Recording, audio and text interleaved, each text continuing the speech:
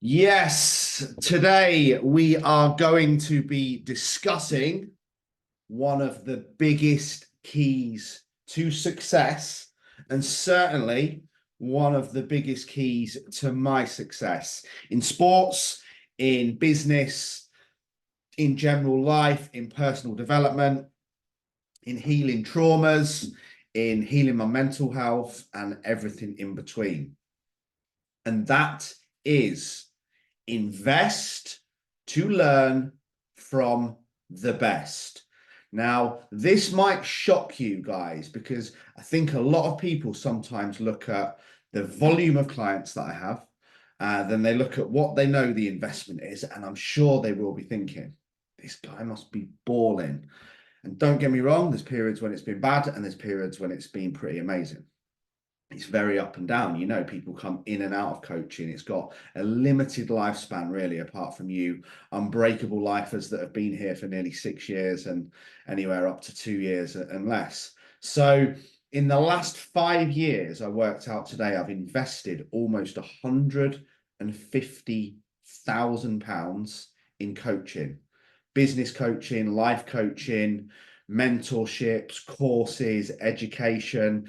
Then if you go back before that, a Y3T master qualification, NASAM qualifications, level 4 international certified, everything that I've done going right back to obviously my degree at what is now Leeds Beckett, primarily before it was Carnegie and Leeds Metropolitan University in the middle. So that's a hell of a lot of investment into learning. And I plan to continue to do that because trust me on one thing, the best thing you can ever do for your progress in life, in business, in career, in mental health, in coaching, in sports, it's one of my biggest drivers as well to want to push my own career and increase my income, is because whatever Logan decides that he wants to excel in, I want to make sure I'm in a position to be able to invest in the best coach in the world to be able to help him. That's one of my biggest mission statements and biggest goals and emotional drivers. It's one of my whys. It's one of my emotional leverages to get up, to get to work and get the work done. I don't ever want to be able to say to him, oh, God, it'd be great if you could work with him, son, but daddy can't afford that. So that's a big one for me. And that's a big one for me because I know the value of it. And we've discussed this many times, right? There's talent and there's hard work and commitment. And the most committed, consistent, disciplined person in the world, 9 times out of 10, will beat someone with more talent. Okay. A hard-working, resilient, gritty, determined person will beat the more talented person who decides to operate at 70%. That said, when the combination of those two things combine, this is the Conor McGregors, this is the Cristiano Ronaldos. That is when pure commitment, discipline, and hard work is combined with talent. That's the middle cherry on the cake. Then you combine commitment, discipline, hard work, and talent with the best coach in the world. That is when the magical stuff happens. And I know that the best way to progress in any area of life, the best way to get where you want to go as fast as possible, is to get someone who has already achieved exactly what you want to achieve to coach you. This is why I worked with Paul Moore. This is why I worked with Dr. Paul Rimmer. This is why I worked with Dave Stacker. This is why I worked with Phil Graham. This is why I'm now working with Ben Hawksworth. This is why I worked with all of those coaches, because I wanted the best to teach me, because we learn from our own mistakes. But what about if we don't need to learn from our own mistakes? We can learn from other people's mistakes. Okay. When I hit pure suicide, depression, anxiety, stress, bipolar diagnosis, personality disorder, and was pretty much categorically at rock bottom, who did I employ? Paul Moore and his high level plan, which was £1,000 a month. Why? Why did I invest that amount of money in Paul Moore? because he was exactly where I had been about 3 to 4 years prior to me. So I could have fought my own battles and tried to find all the answers to handling ADHD, to understanding bipolar, sales, marketing, email marketing, everything in between, and all the nuggets that he's given me that I'm truly grateful for and that I will use for the rest of my life. One of the most influential people in my life. I could have tried to figure that all out myself. And like I say, some people, the only way they want to learn is by the only way some people learn to tie their shoelaces is by smashing their head against the pavement. Well, why not just employ someone who's already really good at tying their shoelaces to teach you how to tie your shoelaces? What do you do when you want to learn to drive? You don't just go and try and figure it all out yourself for like 2 years, do you? And keep crashing and burning. You go, right, I need someone to teach me, because that person knows how to do it. So when I was at my lowest, I'm like, right, Paul was about to attempt suicide. Same as me. Paul, diagnosed ADHD, bipolar, depression, anxiety. He 4 5 years before me was where I was at that point. So I'm like, this is the guy for me. This is the obvious guy. He's now on fire. He's in great shape. He's back boxing. He's got a massive business. He's turning over 1, 2, 3 million pounds a year. He's got a big team. He's got a handle on his anxiety. He knows how to go from where I was to where I want to be. So I employed him to teach me. It sounds so simplistic, doesn't it? But, seek out the best in any area of your life and learn from them if you want to speed things up. This is why when I talked yesterday about the goal setting and about the bypassing the bullshit and about the not talking yourself out of things, because this is what we do. I really want that car. I really want that house. I really want that body. I really want that career. I really want that man. I really want that woman. But I don't think I can get it. So what I'm going to do is I'm not even going to try. It's too big. It's too difficult. It's too tough.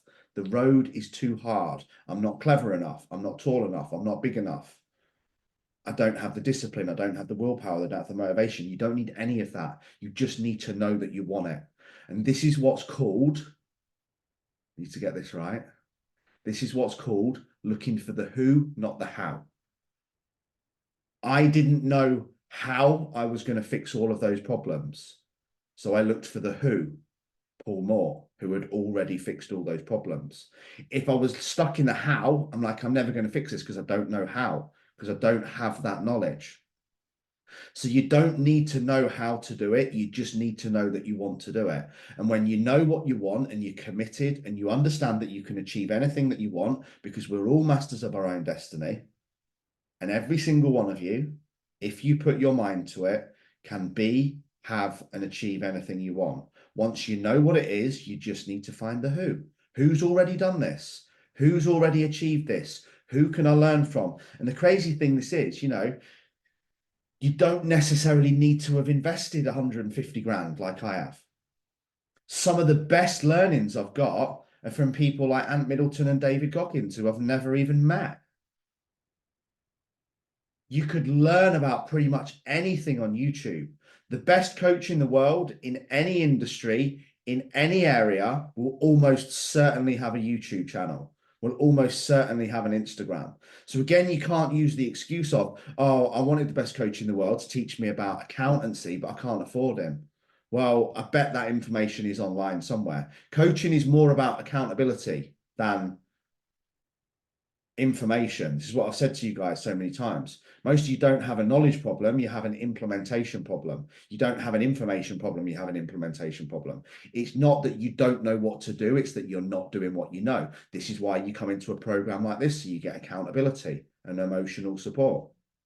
You're watching this video now because it's live, you've invested, you've put some skin in the game, and you've signed up. Was this video just floating around on YouTube? You probably never would have watched it. Coaching is not about information, it's about implementation. But like I said, the information's there, even if you don't have the money. So even if it's not investing in coaching or mentorships, you can observe and learn. Okay, this is how I learned to play rugby. It's how I learned to tackle. It's how I learned to sidestep. It's how I learned to pass. Spent hours and hours and hours, showing my age now, but watching people like Rory and Tony Underwood when I was a winger, watching Mike Catt and Richard Hill play at 9 and 10, Jeremy Guscott in the centres, Will Carlin, you know, I watched them and then moving on, Johnny Wilkinson. Like Johnny Wilkinson's about the same height and weight as me, but he tackles like a back row. How do I learn to tackle like Johnny Wilkinson? Well, I'm not going to be able to employ Johnny Wilkinson as my rugby tackling coach. So I'll just watch him playing for England over and over and over again. Right, that's where he moves. That's where he places his feet. That's the angle that he hits them at. So it doesn't have to be an investment thing. You can learn from the best in the world. Again, when I played tennis, I used to spend hours watching Stefan Edberg, Ivan Lendl, who were my two idols when it came to tennis. You know, cricket, Steffi Graf as well had a massive. Who remembers Steffi Graf? Female German tennis player. I had a crush on her when I was like 12, 13, I think. She's not even fit. I think it was just the long brown legs, the German blonde hair, and yeah. Anyway, Lee, carry on. Cricket. Brian Lara, Nasser Hussain. Spent hours watching Brian Lara and Nasser Hussain bat. Even went to Lords to watch them bat live. How do they move forward? How do they move backwards? Where do they place their feet? Okay. What does their head like? How does Brian Lara have that special thing when he flicked it? You know, and just copied. We know this. Repetition is the master of all skill. But if you want to speed things up, observe. Kerry Apps is putting her hands up because she fancied Steffi Graf too. Michael O'Regan definitely fancied Steffi Graf as well with his big pipes. Anyway, so if you want to speed things up, observe the best, work with the best, get around the best. Like I said, I've managed to get around Paul Moore. I've managed to get around Ollie Ollerton. I've managed to get around Mark Billingham, Marcus Smith, Kieran O'Neill, now Ben Hawksworth, Paul Rimmer. Paul Rimmer's now doing all my strategy for the 200 miler. Which again, I'm going to film a reel on this after this video. Again, that was an epiphany this morning that I had that you guys might learn from with your journey here with the 200 milers. I was doing some training this morning at 5 o'clock before Jess came for a PT session at 6:30. And I'm like, this speed that I'm running at is faster than I need to run. And it's not about this run, okay? It's not this. What I'm going to film the reel. It's not going to be about fitness. It's not going to be about mental resilience. It will be a little bit about mental resilience. It's not necessarily going to be about grit. It's going to be about strategy. And the biggest thing that whether I complete 200 miles or not, in one go, people keep saying to me, what's that like 10 marathons? I'm like, no, it's 200 miles at once in a row, one after the other. Whether I complete it or not will come down to one thing. Who knows what that one thing is? And it's what I thought about this morning. And then I was thinking about, this is why I've employed Paul. He's the athlete lad. He is the performance strategies. And like I said, time and time again, I'm trying to give you guys time to answer. What I'm focused on right now is not whether or not I complete the 200 miles. I'm focused on doing the training each and every day. Haven't missed a session yet. Haven't missed a single session. And I haven't missed a single session in my 31 minutes. I've been way over that most days. Drop me a yes, yes, yes. In fact, drop me, what day are we on? 19th of January. Drop me a number out of 19 in the comments on Facebook or YouTube. Drop me the number out of 19 of the amount of days that you have completed your 31 minutes of cardio. I can hand on heart say 18 days. And do you know the day that I missed? Was the 1st of January, the day when a lot of shit hit the fan, childcare, family-wise, and absolutely no chance. It just wasn't happening. So I did 62 minutes on the 2nd of January. So I've still kind of done it, but strictly speaking, I've done 18 days out of 19, but all the strategy that's been planned by him have been done. Come on, guys, let me know in the comments. If it's 2, be honest, say 2. If it's 6, say 6. Michael O'Regan, great work, 13 to 14 days out of 19. It's not about being perfect. That's the lowest level of fear. We've said this before. So the thing that I need to work on more than anything, I didn't expect you guys to get this, is emotional control. So the person that I will get to become on the journey to 200 miles, whether I complete it or not, is a far more emotionally intelligent man who has learned to control his emotions. Why? Because this is the thing you won't realize. It's so hard to run at the pace that I need to run at. It's not much faster than a walk. It's a very, very slow jog. And when you've got a mindset of smashing things, you want to get out and nail it. You want to get out and get it done. You want to get it finished. You want to get the job smashed. You've come through a history of aggressive sports like rugby and boxing. You know, even on the last one, I could have almost ballsed up the 103 miles. Because again, what did I do? Posted about it. It's all over social media. Did the first marathon in less than 5 hours. Fucking stupid. It just wasn't necessary. You know, I had an extra hour to do that, and then it had tired me out a bit. But the difference is with 103 miles, you can dig yourself out and carry on going. It's 24 hours. You're not going to be able to do that over 72 hours. And the key will be staying calm and not going too fast. What head mess is that? I've got to try and run as slow as possible. I've got to try and not go faster. I've got to try and hit these checkpoints. We know where the first 8 mile checkpoint is and the times. Paul will be pulling me back in. Why are you going too fast? You need to slow down, and you'll go too fast because you'll be adrenaline and people will be, and this is the same thing, right? What happens when you're about to get into a fight or an argument? Adrenaline kicks in and you can't get a handle on it, and then you end up cracking someone, or you end up having an argument, or you end up road rage or whatever. And it's like, this will be the person that I will get to become, because when adrenaline kicks in, I'm going to have to simmer it. I'm going to have to eat before I get hungry. Strategy. Sleep before I get tired. Stretch before I get tight. Hydrate before I get thirsty. So the person I will get to become will be a person who is better at controlling their emotions, because if I don't control my emotions, I'm not going to succeed. But again, this is why I've now got a strategist, the best in the world at performance strategist, one of, rather than just trying to do it my own way. This is the difference, right? You can do things the hard way or the easy way. The fastest, quickest way to achieve something is to employ someone to coach you who's not only the best, but they've already done it. Or you can keep trying to figure it out yourself. And like I said, the other big thing that I'm doing this year is I've actually been talking to, I can't pronounce his surname, I think he's German, George Wilinski, something like that. Just arranged to go down and see him in London in 4 or 5 weeks.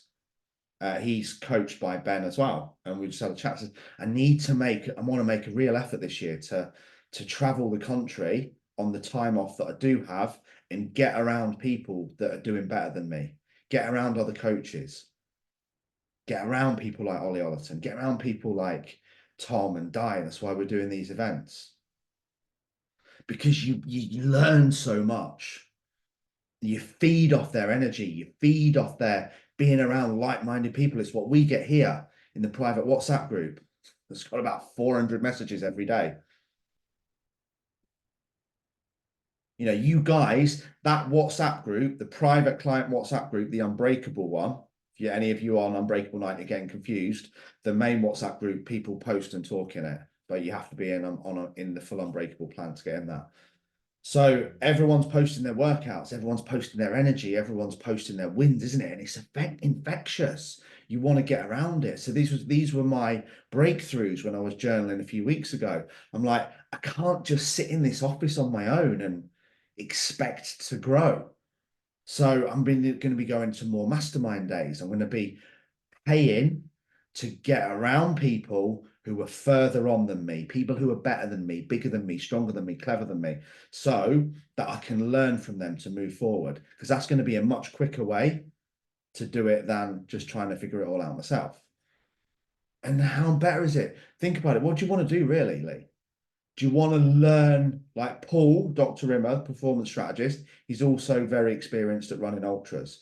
So do I want to learn from someone who's not only already made the mistakes himself, but has probably witnessed hundreds of other athletes making those mistakes? Or do I want to wait, make the mistakes myself, and then go back to the drawing board? See how dumb it sounds when you say it like that. So learn from other people's mistakes, not your own.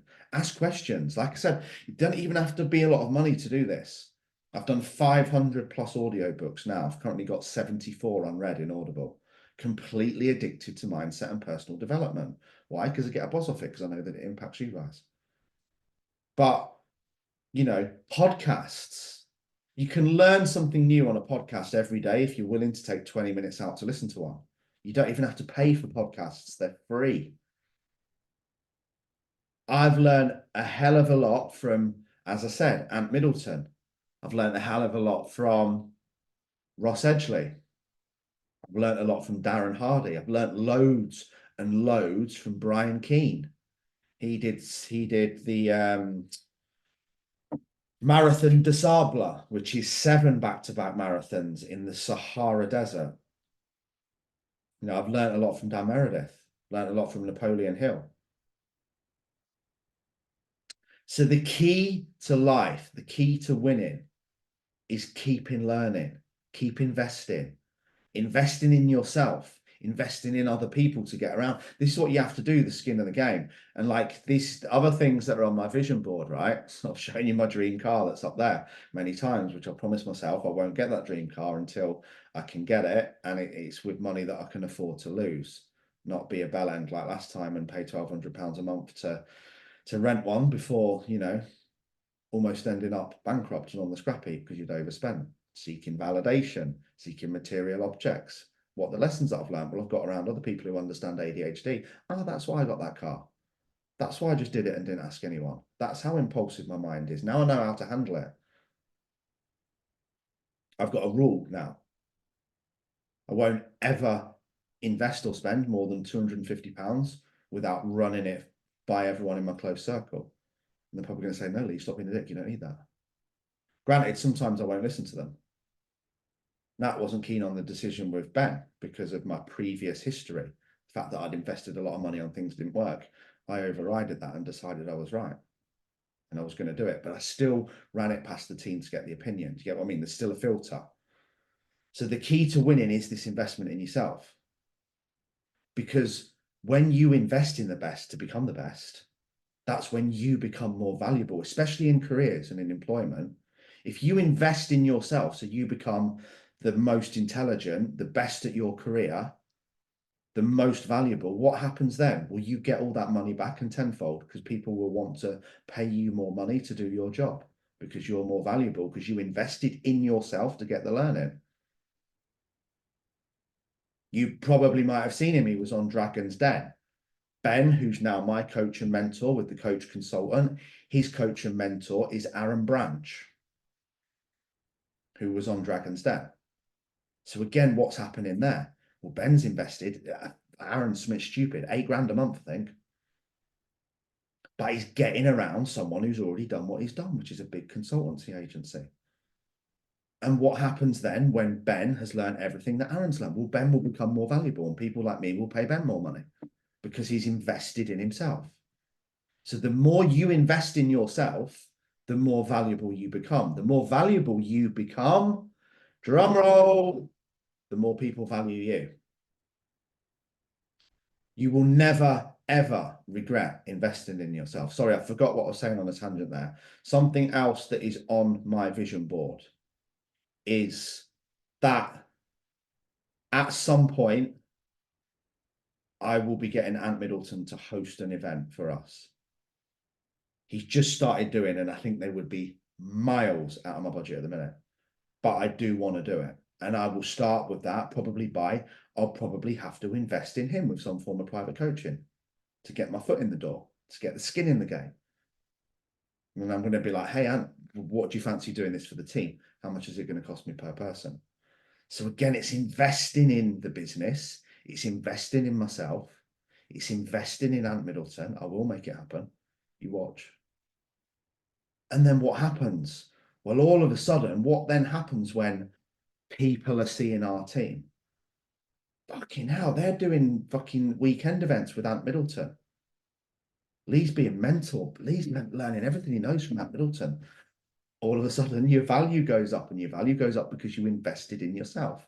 So whether it's increasing your own value or increasing results or speeding anything up, the best way to grow, and remember this, life is a contribution-based experience. It's a growth-centric experience, which is what Peter calls it.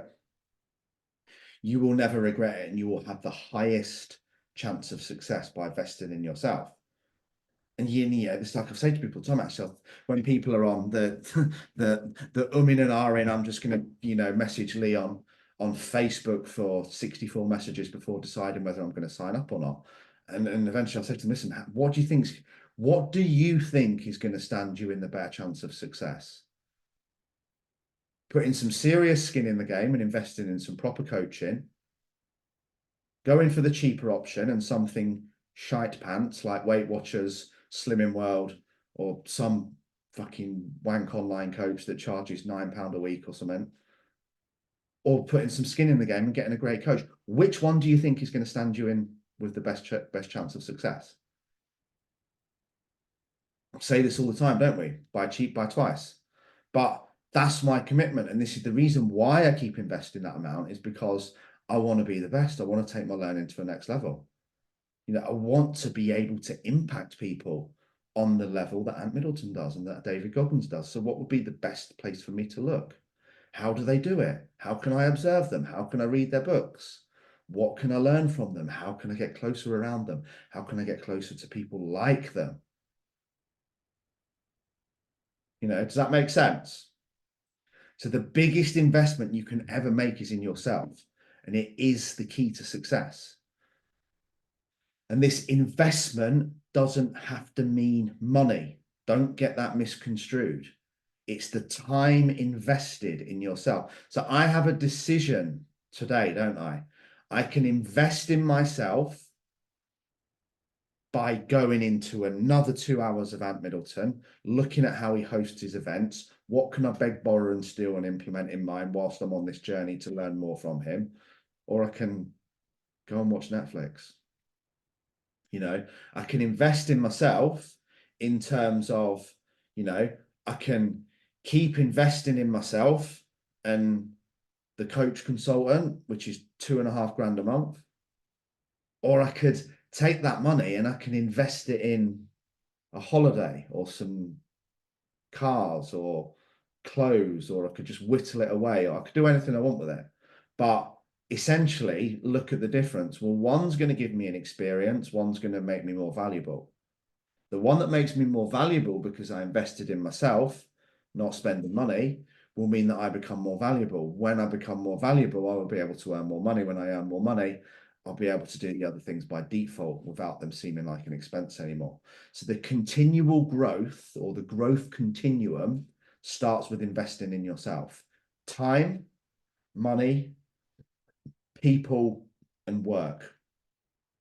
Seek out the best people in the world at what you want, whether it's podcasts, audiobooks, books, free YouTube videos, or if you are in a position, be able to actually get around them and put some skin in the game. But 90% of this investment in yourself that I'm talking about, you don't even need one penny to do it. And like I said, I've never invested a single penny in Ant Middleton or Ross Edgley or David Goggins or Brian Keane. But all four of those people have had a monumental impact in my life because I've invested a lot of time into watching their learnings. So my number one tip for you today is, if you want to be the best, get around and learn from the best. And you do that by investing in yourself. Have an absolutely fabulous evening. I love you all.